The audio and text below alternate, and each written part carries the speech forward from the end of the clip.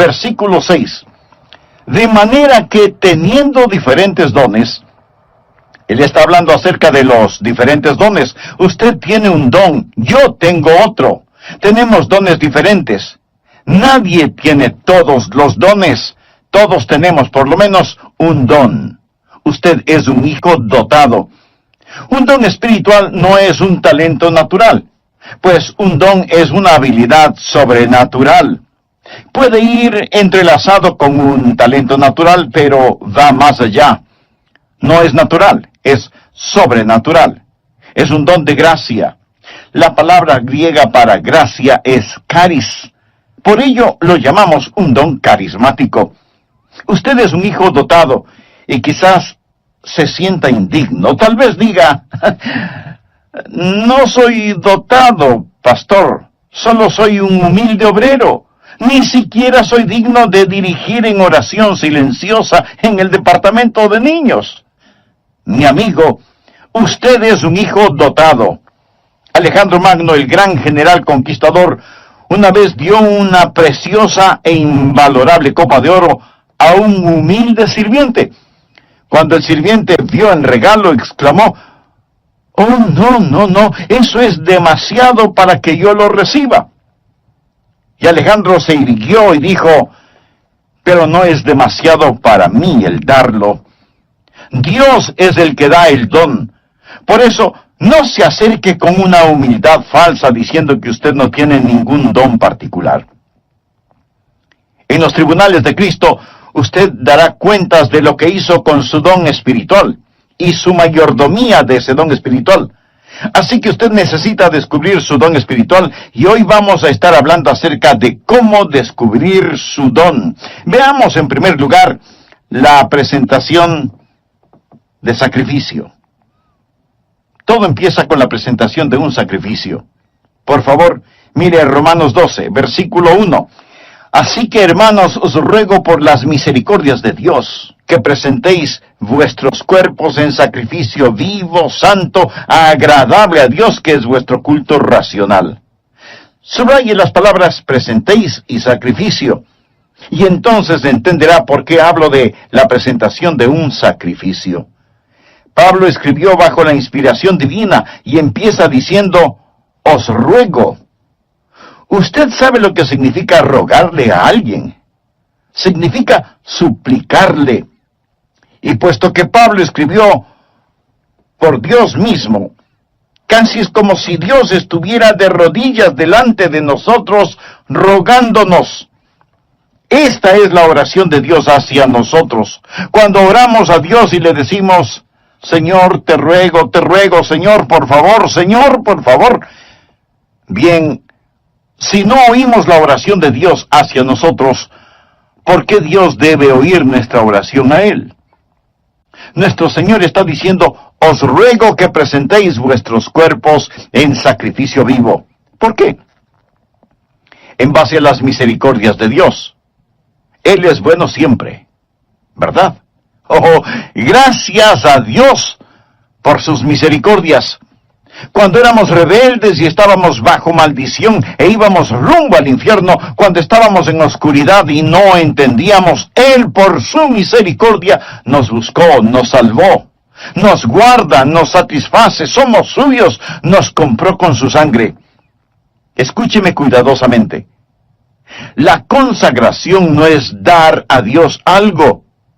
La consagración es quitar sus manos de lo que ya le pertenece a Dios. Usted no es su dueño, usted sencillamente quita sus manos de éste. Usted no puede decir, es mi vida, no lo es. Usted no es su dueño. Fue comprado con un precio y debemos ser un sacrificio vivo. ¿Qué significa que debemos ser un sacrificio vivo? Permítame decirle lo que significa. En primer lugar, va a ser diferente a cualquier sacrificio animal del Antiguo Testamento, porque ningún sacrificio animal fue voluntario. Usted se ofrece, se presenta. ¿Lo ha hecho alguna vez? Simplemente ha dicho, heme aquí, Señor, me presento a ti, soy un voluntario. Todo lo que tengo es tuyo. Wilbur Chapman fue un gran evangelista. Y él le preguntó al general Wood, el fundador del Ejército de Salvación: General, ¿cuál es el secreto de su vida? ¿Por qué Dios lo ha usado tanto? El general Wood pasó su mano por sus blancos cabellos, pensó por un momento y luego contestó: Dios tiene todo de mí.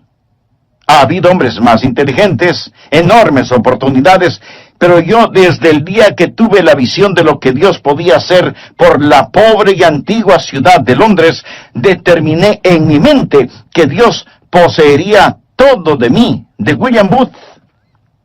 Permítame preguntarle, ¿alguna vez le ha dicho eso a Dios? Dios, aquí estoy. Puedes tener todo lo que soy. Me presento voluntariamente como un sacrificio, sabiendo que eso significa que soy desechable. Todos mis planes y metas, así como las llamadas posesiones, los sacrifico, Señor, a tu sangre. ¿Esto no le parece extraño a usted? Bueno, lo es para la gente moderna. Queremos tomar nuestro cristianismo y fijarlo a nuestra vida regular. Queremos defender nuestra vida, nuestros derechos. Permítame decirle lo que le sucedía a un sacrificio en el Antiguo Testamento. Era degollado. Por lo tanto, no más planes propios. Se lo ponía en el altar, y toda vez que era un sacrificio de sangre, había la tendencia de que el sacrificio se resbalara del altar, por lo que usaban dos ganchos llamados ganchos de carne. ¿Sabe usted qué es lo que le sujeta al altar? ¿Tiene usted la tendencia de resbalarse del altar? Bueno, yo la tengo. Hay dos ganchos que lo mantendrán en el altar: disciplina y devoción. Y para pertenecer al Señor Jesucristo, eso es lo que debe hacer, presentarse como sacrificio vivo.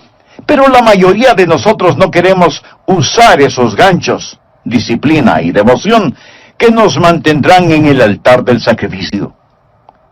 ¿Sabe lo que el creyente promedio dirá al respecto? Yo no quiero estar obligado a nada. Me uniría a la iglesia, pero no quiero estar obligado a nada. Puedo prometer una ofrenda de amor, pero no quiero estar obligado. Quiero ser libre. No, mi amigo. Esto no es un sacrificio. ¿Y qué es lo que le pasaba al sacrificio en el Antiguo Testamento? Era consumido, era quemado. ¿Sabía que usted nunca adorará a Dios verdaderamente hasta que sea consumido? ¿Alguna vez ha sido consumido por el fuego santo de Dios? Eso es lo que Pablo está diciendo. Pero algunos de ustedes objetarán diciendo: un momento, pastor, por favor, yo no quiero hacer todo eso. Solo quiero que me diga cuál es mi maravilloso don espiritual. Bueno, Pablo se lo va a decir. Pero verá, mi amigo, primero debe haber una presentación sacrificial, o sea, la presentación de usted mismo. Usted dice: Pastor Rogers, si yo hiciera eso, ¿quién sabe lo que Dios quisiera que yo haga? Suponga que usted tiene un hijo, jovencito, y suponga que un día su joven hijo viene y le dice: papá, he estado pensando, tú eres tan sabio, amoroso y bondadoso, y tienes tanta experiencia. Por eso, me parece que lo mejor que puedo hacer es pedirte consejo. Y lo que tú me digas que debo hacer, eso es lo que haré. Y lo haré de todo corazón. Dime qué quieres que haga, dónde quieres que vaya, qué deseas que estudie, quiénes quieres que sean mis amigos. Lo que me digas, lo haré. Y usted piensa: mi hijo debe tener calentura. Pero suponga que en verdad quiere hacer lo que usted le pide. Así que usted va donde su esposa y le dice: parece que a nuestro hijo lo tenemos en las manos. Él se va a arrepentir de haberme dicho que hará cualquier cosa que yo le pida. ¿Procedería usted así? Creo que no. Lo más probable es que si usted estuvo pensando en regalarle un carrito, aunque sea usado, lo que su hijo le manifestó inclinará un poco más aceleradamente la balanza. ¿No te parece? Es la manera que él tiene de decirle: papá, yo sé que me amas. Usted se presenta a sí mismo como sacrificio vivo y comprobará cuál sea la buena voluntad de Dios, agradable y perfecta.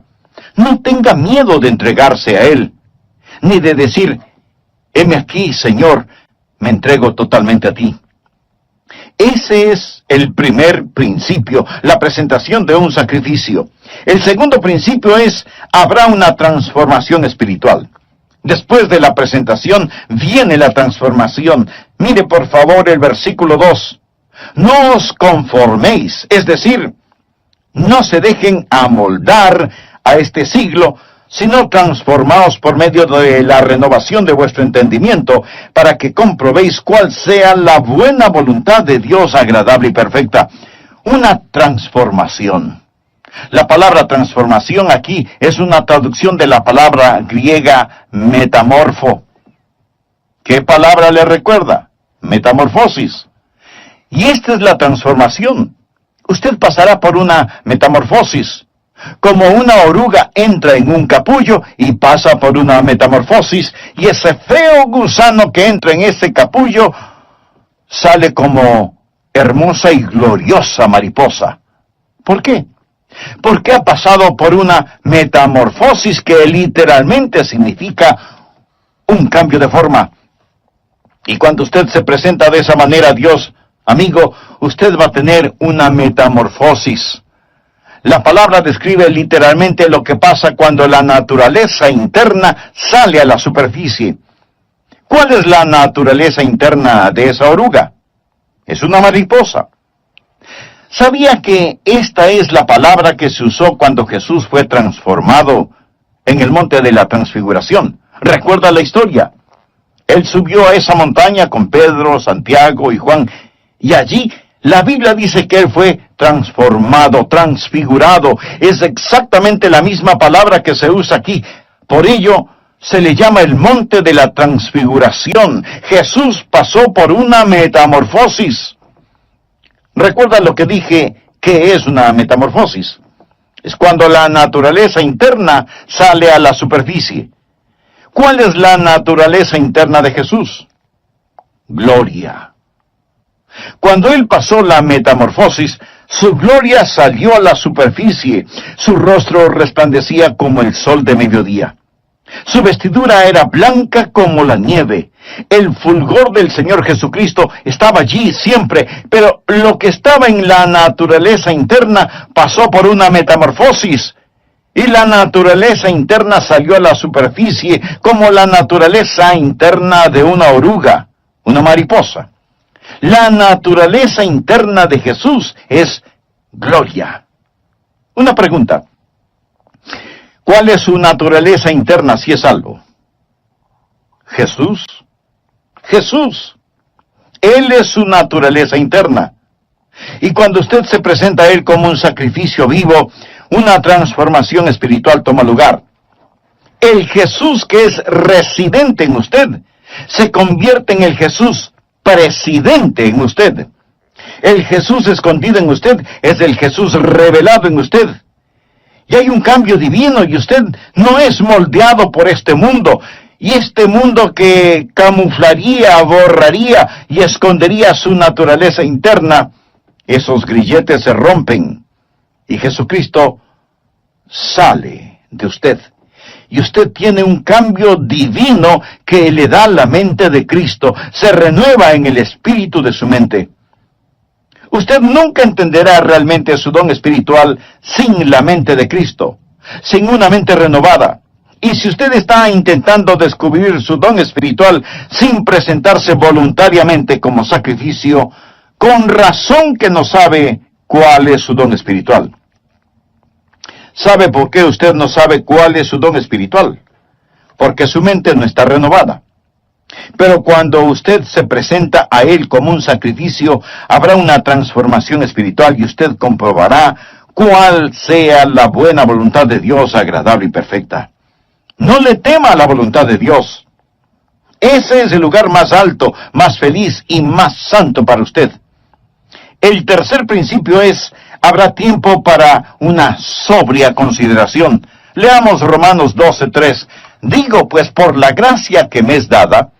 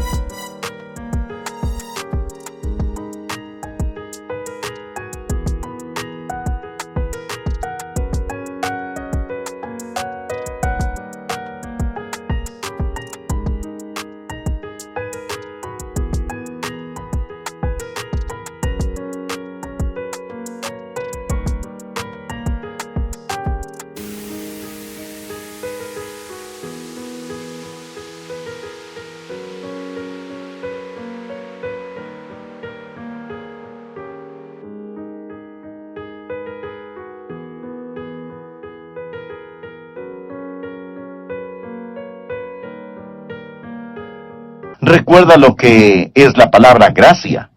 Es cariz. El apóstol está diciendo, por el carisma que he recibido, a cada cual que está entre vosotros, que no tenga más alto concepto de sí que el que debe tener. Subraye la palabra tener. Sino que piense de sí con cordura, conforme a la medida de fe que Dios repartió a cada uno. Note el énfasis de Pablo en las palabras tener y pensar. No estamos hablando de que Él, Jesús, va a renovar nuestra mente. Bien. ¿Qué es lo que usted haría con una mente renovada? Puedo sugerirle que piense. Tal vez algunos de ustedes crean que es erróneo el pensar. Piensa que cuando usted se volvió un creyente, puso su mente en neutro y que debe vivir solo con estremecimientos espirituales. ¡No! Dios renueva su mente para que usted pueda pensar con esa mente renovada. Hablamos de descubrir su don espiritual y usted debe pensar. Ahora, ¿cómo o qué piensa de usted mismo? Quiero que haga un inventario de usted mismo. Olvídese por un momento de mí y solo piense en usted. ¿Cómo debe pensar? Bueno, miremos la respuesta en el versículo 3. Que no tenga más alto concepto de sí que el que debe tener. Eso, mi amigo, en simple español quiere decir que no debe presumir de tener un don espiritual que no lo tiene.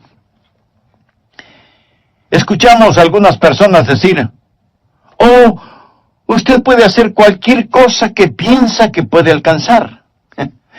Hay una palabra muy castiza para describir eso. Tonterías. Eso es pura necedad. Les dicen a los jóvenes, cualquier cosa que quieran hacer, la pueden hacer. Muy bien. Veamos quién puede tomar el lugar de Michael Jordan, el más grande atleta que ha existido en el básquetbol. ¿Quién puede rivalizar con él solo pensándolo? No. Usted no podrá hacerlo porque no tiene ni la habilidad ni la contextura física para hacerlo. Michael Jordan nació para jugar básquetbol. Pero así como él tiene talento natural y habilidad física para el juego, usted tiene talentos y habilidades sobrenaturales. Pero lo que necesita hacer es no pensar acerca de usted mismo con un más alto concepto del que debe tener. No hay que tener una falsa humildad. Miremos nuevamente Romanos 12:3. Que no tenga más alto concepto de sí que el que debe tener, sino que piense de sí con cordura. La palabra cordura es una palabra interesante. Proviene de dos palabras griegas que significan ahorro y mente. Pensar con cordura. Decir, soy lo que soy por la gracia de Dios. Así que no vaya por ahí diciendo que usted no tiene ningún don espiritual. Eso no es más que una falsa humildad. Y una falsa humildad es tan mala como el pecado de la exageración. El decir que usted tiene un don espiritual no es malo, pero el decir que no lo tiene es rebelión. Tiene que pensar con cordura, o sea, tiene que pensar honestamente acerca de lo que tiene. El negar el regalo de la gracia no es humildad, es incredulidad y rebelión. Pensar de nosotros mismos con cordura, sin pecaminosa exageración ni falsa humildad. Mírese usted mismo. Haga un inventario de usted mismo. Pero pastor, eso suena complicado. ¿Podría ayudarme un poquito? Deme alguna guía de cómo pensar. Bien, en el próximo programa de esta serie le daré a conocer varios principios que le ayudarán mucho en este asunto de descubrir su don o dones espirituales. Antes de finalizar, quiero decirle que si usted hizo un inventario honesto de usted mismo, seguramente descubrió no solo que no está utilizando sus dones, sino que no tiene una relación personal con el dador de sus dones. Y para activar esos dones espirituales, usted necesita estar conectado a la fuente de poder. Si ese es su deseo, le invito a orar de la siguiente manera. Amado Dios, sé que he estado viviendo una religiosidad que no ha cambiado mi manera negativa de vivir. Me reconozco pecador delante de ti y vengo a implorar tu misericordia, tu perdón, tu gracia. Señor Jesús, gracias por pagar la deuda de mi pecado con tu propia vida en la cruz del Calvario. Gracias por amarme de tal manera.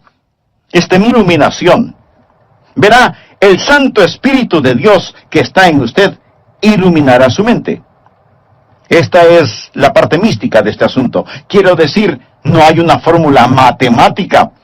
El Espíritu Santo de Dios empezará a hablar a su corazón. Así lo hizo cuando me llamó para que predicara su palabra. Ese es el ministerio de iluminación. Segundo, el principio del gozo. Cuando usted siente que el Espíritu de Dios lo mueve a que haga algo, eso es iluminación, y usted lo hace, va a sentir gozo. De paso le diré que sea que lo note o no en mi voz, yo siento gozo en hacer lo que estoy haciendo este momento. Predicar la palabra de Dios. Siento mucho gozo predicando. Y usted tiene que preguntarse a usted mismo, ¿qué es lo que en realidad me gozo en hacerlo? ¿Ha escuchado el relato de la escuela para animales? El caso es que los animales tenían una escuela en donde se les enseñaba a correr, a trepar, a volar y a nadar. Y cuando el pato ingresó en esa escuela, era formidable nadando. Volando no era tan bueno, y era muy malo para trepar y correr. Así que como era muy bueno nadando, no le dieron clases de natación, y más bien lo pusieron en la pista atlética para que corriera y corriera y corriera. Después de un tiempo, se volvió pésimo nadando, y su correr no mejoró. El águila también entró a la escuela. Y era fantástico verle ascendiendo y alcanzando la copa de los árboles. Pero dijeron que no lo estaba haciendo en la forma correcta. Así que le llamaron la atención por eso y le ordenaron que recibiera lecciones de natación. Al águila no le gustó recibir esas lecciones y se volvió rebelde, por lo que le expulsaron de la escuela. Luego vino a la escuela el conejo, quien era increíble corriendo. De hecho, le encantaba correr, pero no era tan bueno en el resto de cosas. Era malo nadando y no le gustaban las clases de natación. Tampoco le gustaba el trepar a los árboles, y después de unos días, el pobre conejo tuvo un ataque de nervios. Luego vino la tortuga. Uno debe sentir pena por la tortuga. No podía correr. Para animales fue un completo fracaso. Usted dirá, pero eso es ridículo. Mi amigo, eso es exactamente lo que estamos tratando de hacer en las iglesias en nuestros días. En vez de dejar que las personas hagan aquello para lo cual Dios les ha equipado y les ha otorgado un don, tratamos de frenarlas en las áreas en las cuales son fuertes y de inflarlas en algunas áreas para las cuales no tienen ningún don. Dios le ha dado a usted un don particular y va a descubrir que recibirá iluminación sobre su don espiritual y experimentará gozo al utilizar su don. Tercero, el principio del ánimo. Usted encontrará a otras personas animándole en su don espiritual. ¿Por qué? Porque ellos son bendecidos por su don. Fue maravilloso para mí cuando era un jovencito en la iglesia y yo rendí mi vida para hacer lo que el Señor Jesús quisiera que yo haga. Escribí en un pedazo de papel: aquí estoy, Señor, para lo que tú quieras que yo haga. Y ellos me pidieron que fuera el pastor para la semana juvenil. ¿Se puede imaginar eso? Yo no era un buen estudiante. Inteligente, pero no era un buen estudiante. Ni siquiera recuerdo si llevaba libros a la casa para estudiar. Y si algo no lo entendía durante las clases, pues fingía haberlo entendido. Y así pasaba con calificaciones promedio. La última cosa que se me hubiera ocurrido pensar era que me pidieran predicar durante la semana juvenil. Y ahí estaba yo, petrificado. Pero prediqué. Y la gente después vino a decirme: me bendijo lo que dijiste. Estuvo bueno. Debes predicar otra vez. Al principio pensé que me lo decían por pura cortesía. Seguramente no dije nada bueno, pero continuaron felicitándome y eso me gustó. Si un predicador le dice: no me gusta que me digan que prediqué bien, mi amigo, esa es una mentira. Quiero decir, cuando a usted le animan, eso ayuda. Entonces hay iluminación, hay gozo y hay ánimo. Cuarto, el principio de la participación compartida. Romanos 12, versos 4 y 5. Porque de la manera que en un cuerpo tenemos muchos miembros, pero no todos los miembros tienen la misma función. Eso es, no todos hacen el mismo trabajo. Así nosotros, siendo muchos, somos un cuerpo en Cristo, y todos miembros los unos de los otros. Ahora necesitamos aprender que cuando nos presentamos nosotros mismos a Jesús, también nos presentamos el uno al otro. Debe haber una participación compartida. Cuando usted pertenece a Cristo, también me pertenece a mí. Y cuando yo pertenezco a Jesús, también le pertenezco a usted. Recuerde que la iglesia es su cuerpo, no es una organización con Jesucristo como presidente. Es un cuerpo con Jesucristo como la cabeza y todos nosotros somos miembros de ese cuerpo. Y es la arrogancia, la presunción y el orgullo lo que nos divide. Es el Espíritu Santo de Dios el que nos une. Así, cuando descubrimos nuestro don, debe haber una participación compartida. Ahora, los dones de todos no son tan obvios. Quiero decir, usted está escuchando por medio de mi voz lo que tengo en mi mente, no lo que tengo en mi hígado. ¿No es cierto? Usted no está pensando: el hígado del pastor está funcionando bien este momento. No. Pero déjeme decirle que si mi hígado no estuviera funcionando bien, yo no estaría predicando en este programa. Verá, en cada iglesia cristiana evangélica hay miembros que hacen distintos trabajos, personas a las cuales ni siquiera las vemos, pero ellas tienen una participación compartida. Y cada don ha sido dado para perfeccionar el cuerpo de Cristo. Y si usted no está haciendo lo que debe, si usted es un miembro de la iglesia que no está cumpliendo el propósito para el cual Dios le ha puesto en la iglesia, usted está haciendo daño y es peligroso para el cuerpo, quien quiera que usted sea. Cuando era pastor de la iglesia, a veces me preguntaban: ¿cuántos miembros activos hay en su iglesia, pastor? Mi amigo, todos son activos. Algunos destruyen y otros construyen, pero todos son activos. Dios le puso a usted en su cuerpo como Él quiso, y debe haber participación compartida. Nadie tiene todos los dones.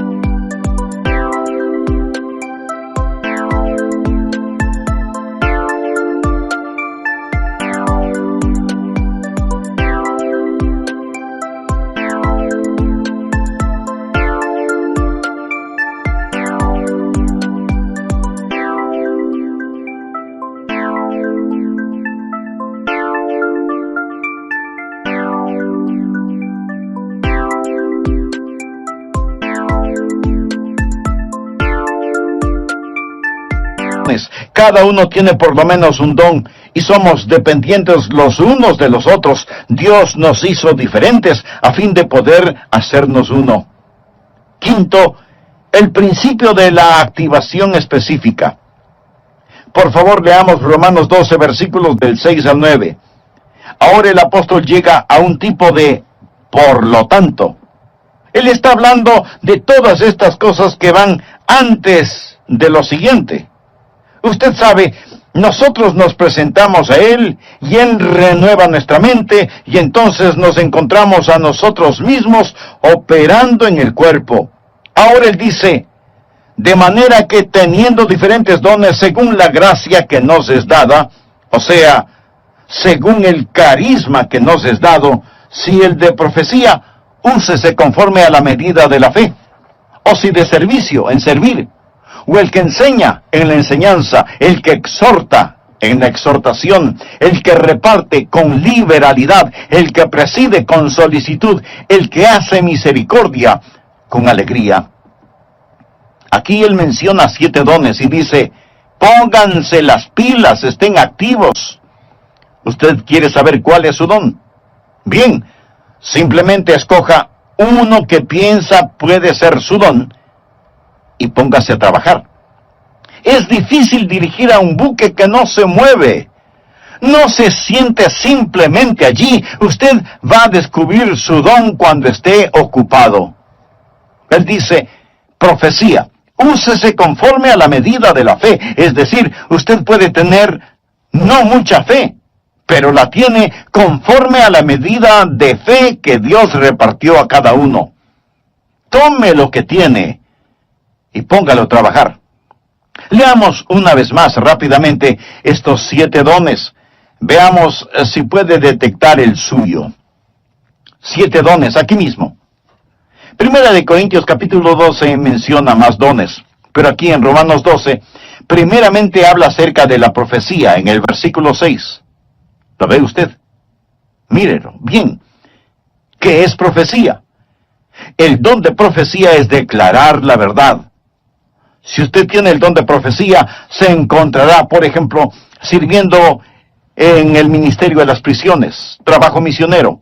Se verá quizás enseñando una clase, pero usted se va a encontrar enseñando. Usted va a tener un deseo de poner persona dominical, es el aula. El programa de actividades es el laboratorio donde pone la enseñanza en práctica.